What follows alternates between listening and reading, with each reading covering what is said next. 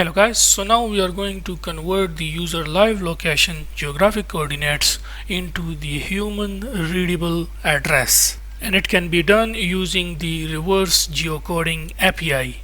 So let's do it step by step. So first of all, what we need to do is we will create a new dot file inside the methods. So right click on methods, new dot file, and we will give it name as Google underscore maps underscore methods. We give it name as Google Map methods. Class Google Map methods.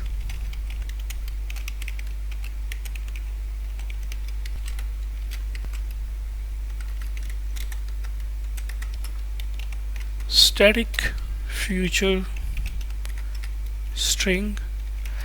As I told you, we will be doing that is convert the geographic coordinates into human readable address. It can be done using the Google Map, or you can say Google API, which is called reverse geocoding. We will give this method name as convert geographic coordinates into human readable address, and this method will receive two parameters. One is the position, other is the context from where we will calling this method.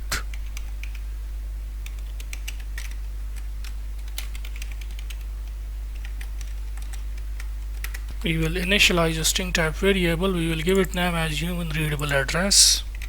Then go to your browser and simply go to the Google Cloud Console, console.cloud.google.com, and make sure that you select your project from here. For example, I will select mine. Then click API services, then go to library and simply search for the API, which is reverse geocoding. This one, okay, geocoding API. Like the reverse geocoding and forward geocoding, these are techniques. The API is called Geocoding API. For example, if you check here, if you have the address in the text form, so you can convert the addresses into geographic coordinates. It is called geocoding, okay, which you can use to place markers or position the map.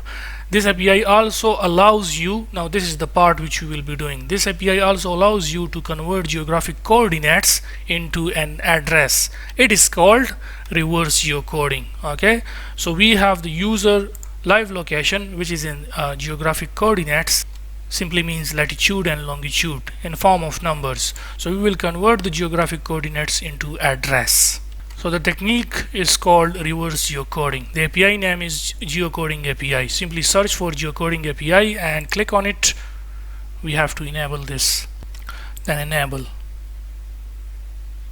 So it has been enabled successfully. If you want to confirm, simply click on enabled and it will show you the API which you have enabled for your project.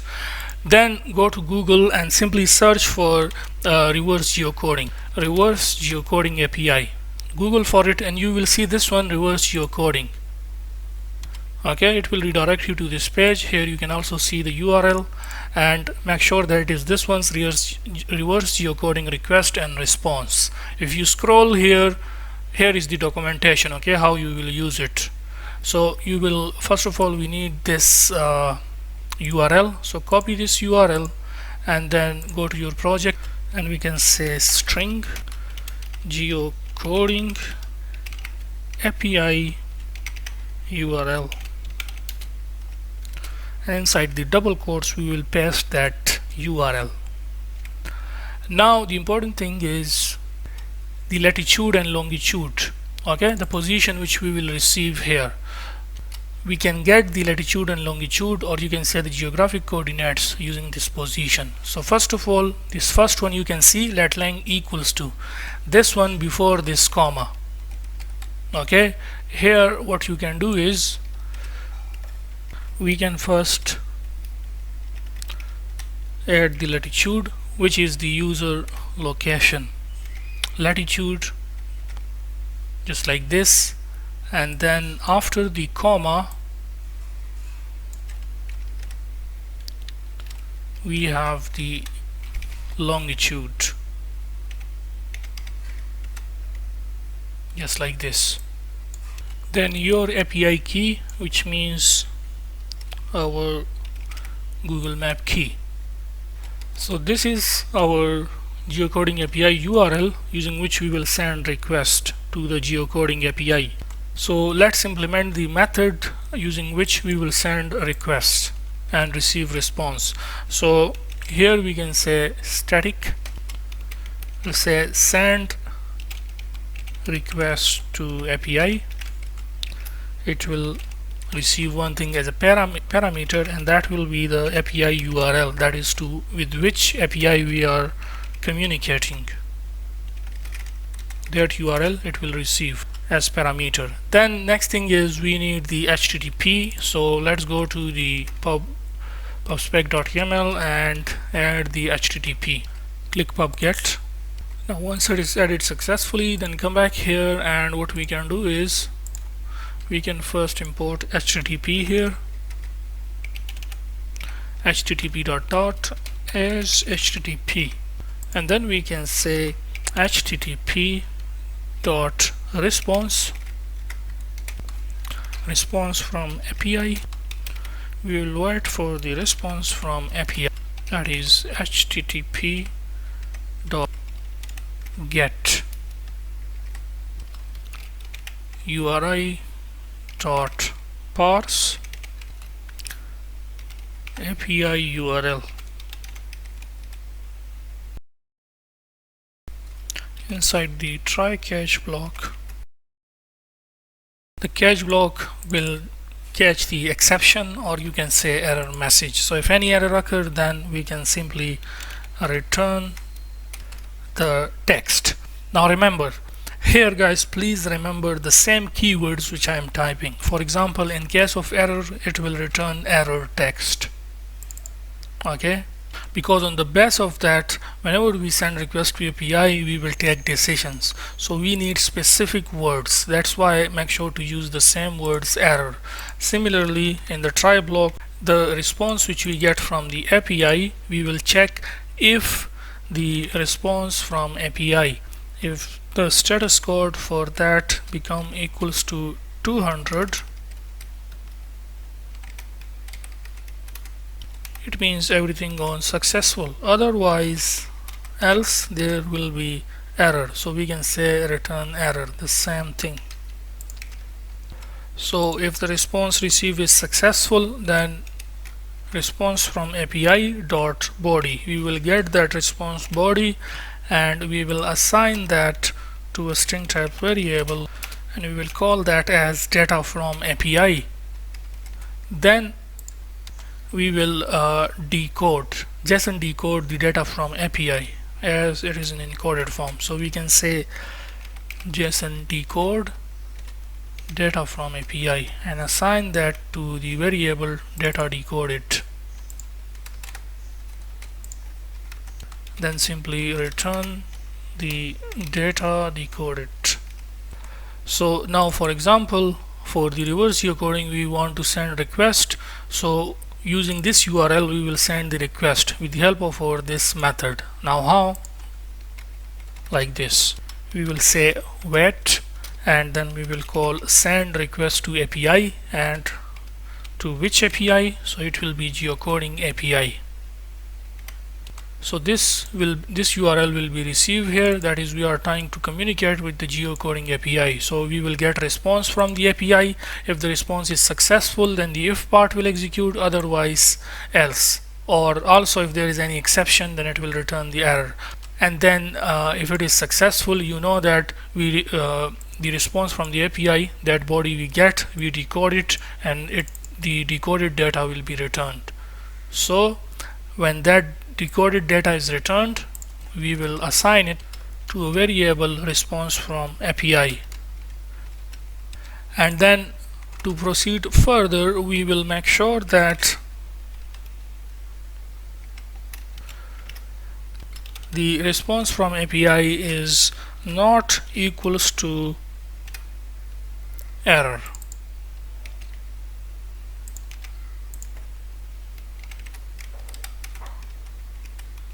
Then the response which is coming from the API, we will get the results from 0th index, the formatted address, and this is basically the human readable address for the geographic coordinates which we pass to our API. That is, we want the human readable address for that. So this formatted address is our human readable address. So to our human readable address we can assign this. Now how you will know that from where it comes? It is according to the reverse geocoding API documentation. If you come here, reverse geocoding request and response, if you come down here, if you scroll, you will see that the results, it will pass in this format. First we have results, and then at the 0th we have the formatted address. So please make sure to use the same keywords, otherwise you will get error. Okay, it is according to documentation. Now we need to share this human readable address, or you can say we have to manage it using the provider stat management. And then once we state the management, that is, once we implement the provider stat management for it, then using the provider we will display it here. So for now we will just simply say return human readable address. Now we need to create a new folder. Right click on lib new directory, we will call it model. So it will be our data model for the address, and this address we will manage using the provider stat management. So right click on model, new dot file, we will give it name as address underscore model. Then we will say class address model, and the information which we get from the reverse geocoding API, like for example the formatted address, which we give this name as human readable address, and there are also other information like place ID and the place name, for example the place ID and place name. So we will for later use, we are going to create first attributes here in the address model by these names. Okay, string data type for the latitude longitude, it is double. So later if we need like the place ID or place name, then we will access directly from the address model using our provider stat management. Using this constructor, it will receive, so we can say address model.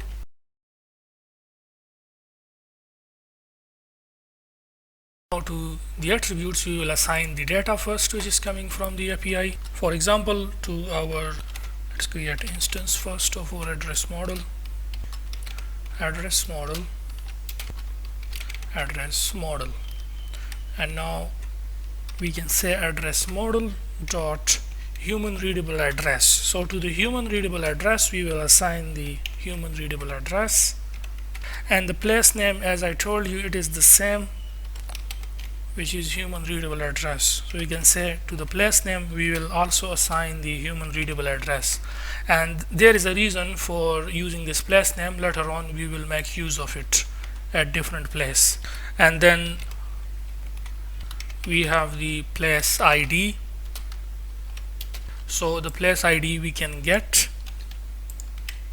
by simply saying place underscore ID, as you can see the key name for it. And then of course the latitude longitude we have already, the latitude position, which is position dot latitude. Then we have the longitude.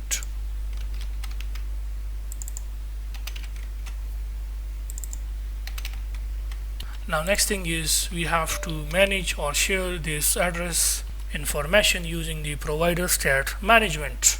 So for that purpose we are going to create a new folder, lib new directory. We will give it name as app info.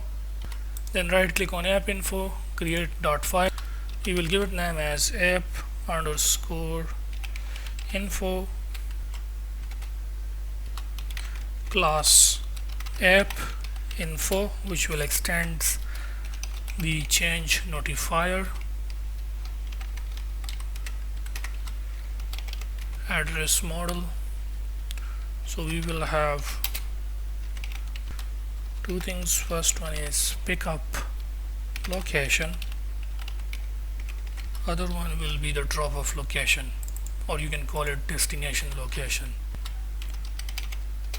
So we can say update pickup location, which will receive the pickup address information. We will assign the pickup model to our pickup location, and then notify listeners, that is update. Similarly, just like we have for the pickup location, in the same way we can manage the drop off location. So we can have this method which is update drop off location. It receives the drop off model, assign drop off model to the drop off location. So once you implement this, next thing is go to the prospect.yaml and we have to add the provider package, provider dependency object. Now once you add the provider, go to the main dot and then here wrap this material app. Click here, you will see yellow bulb. Click with wrap with widget, and we have to wrap it inside the change notifier provider, and then create context for the info class. So we initialize the provider state management. Now come back here to the methods as we have the information. So let's share it using the provider. So we can say provider dot of context info context listen false, and we want to update the pickup location and pass the address model which contains the information. So the pickup location is managed using the provider state management. So now whenever we need the pickup location, we will just access it using the provider. For example, on the home page, now first of all what we need to do, first of course we have to call this method from here. That is, we can simply say where Google Map methods dot convert geographic coordinates into human readable address, and we will pass the current position of user to it and the context of our home page. So this method will be executed, which means it will give us the human readable address and other address information like place ID, and then as you know we manage this using the provider state management. So now whenever we need to display, we will display it using the provider. So on the home page here in the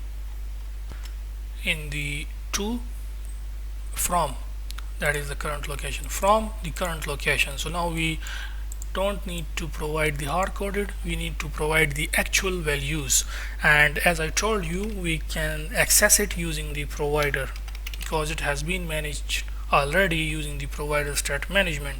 So we can say provider, let's break this code in pieces so we can see it easily like this. Okay, so what we can do with the same provider, we can access it, like copy up to here and just paste it. We can say provider dot of app info context listen false dot user pickup location. Make sure to remove this const from this text widget. Okay, import the provider dot and also the app info dot. So now we can say the name of it is update pickup location. Okay, so we can say update pickup location. First we will check if it is equals to null. If it is equals to null, then display nothing but empty string, otherwise else display the location name. So we can say provider dot of app info context listen false dot pickup location dot place name. Make sure to put a comma just like this, and make sure to add null check with the place name and with the pickup location. Now one thing is which we have to keep in mind is that in some cases some user current location will be too long and it will not fit the user interface, so we have to take care of that, which simply means that using the dot programming language, that is the dot built-in method, there is a built-in method by the name substring, and we specify the characters how much we want to display. So let's say I want to display the first 20 characters of the place name, okay, and then the remaining one will be like after the 20th character, the remaining ones will be like dot dot dot. So we display just the 20 characters of place name, and then we add dot dot dot. And one thing is I forgot, I commit a mistake here. Here we are checking the pickup location which contains the information, okay. So make sure to say here pickup location which contains the information. This is the method, okay. This is not the information, this is the method which we called while setting, or you can say while sharing the address information using the provider state management for the pickup. So anyways, the pickup location, you know that it contains the information because the information received by this method we assign it to our pickup location. So make sure to do these changes, pickup location, okay. So if the pickup location is equals to null, okay, if it is equals to null, then display nothing but an empty string, or in case we can say please wait, because it will be still retrieving it from the API, the information, okay. So if the pickup location equals to null, then display please wait, otherwise display the actual place name. Now also make sure that you print out the results for the API, okay. That is, here we want to make sure that we get the result, so we will print out in case if there is any problem, so we can debug our code easily.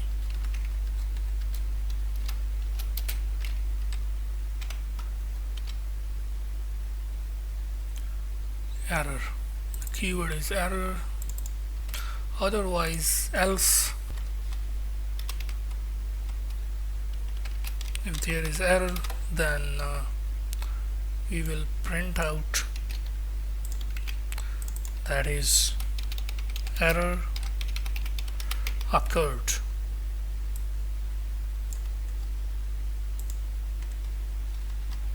And let's add some space before and after inside the double quotes. Similarly, when we send the request to API here, we can also print out, that is, if any exception occurred, then we say error occurred, and then in the next line we will display the error message.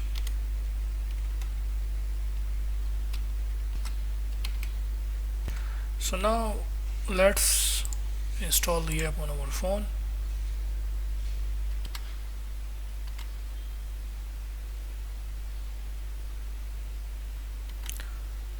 We get please wait, and we didn't get the location.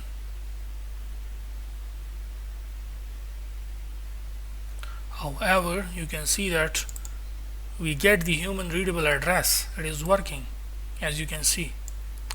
This is the human readable address which we get, which simply means that this if part execute and it give us the decoded data, which is response from API is coming successfully. We get the human readable address, we print out that result, but here on the user interface we are just getting please wait, which you see, and we are not getting the else part, which is to display the actual place name. the human readable address? And the answer for that is because we must listen for the updates. Now how? For example, if I click on this hot reload, you will see that it will update the user interface and you will see the actual address.